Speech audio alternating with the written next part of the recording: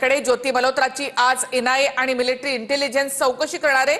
ज्योतीनं लष्कर-ए-तैयबाच्या मुरिदकेमध्ये 14 दिवस हेरगिरीचे प्रशिक्षण घेतलं होतं। 3 राज्यांमध्ये पाकिस्तानी हेरांचं जाळं पसरलेलं आहे। 3 राज्यांमधून 11 दिवसात 12 हेर पकडण्यात आले। त्या 3 राज्यांमध्ये पाकिस्तानचे हेर आढळून आले। 3 राज्यांमधून 11 दिवसात 12 हेर पकडण्यात आलेले आहेत। तर ज्योती मल्होत्राकडून मुरिदकेमध्ये हेरगिरीचे प्रशिक्षण घेण्यात आलं होतं। लष्कर-ए-तैयबाचं मुख्यालय मुरिदके या ठिकाणी ज्योती मल्होत्रा हिच्याकडनं हेरगिरीचे प्रशिक्षण घेण्यात आलेलं होतं। ज्योती मल्होत्रा प्रकरणात मोठा खुलासा। लष्कर-ए-तैयबाच्या हेडक्वार्टरमध्ये ज्योती मल्होत्राचं प्रशिक्षण। हाफिजच्या मुरिदकेमध्ये 14 दिवस होती ज्योती मल्होत्रा। पहलगाम हल्ल्याच्या 3 दिवस आधी काश्मीरात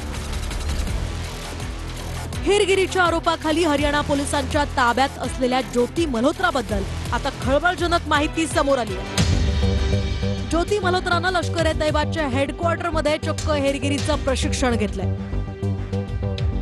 मुरिदकेचं जे हेडक्वार्टर भारतानं उद्ध्वस्त केलं त्याच ठिकाणी ज्योती मल्होत्रा तब्बल 14 दिवस राहिली होती।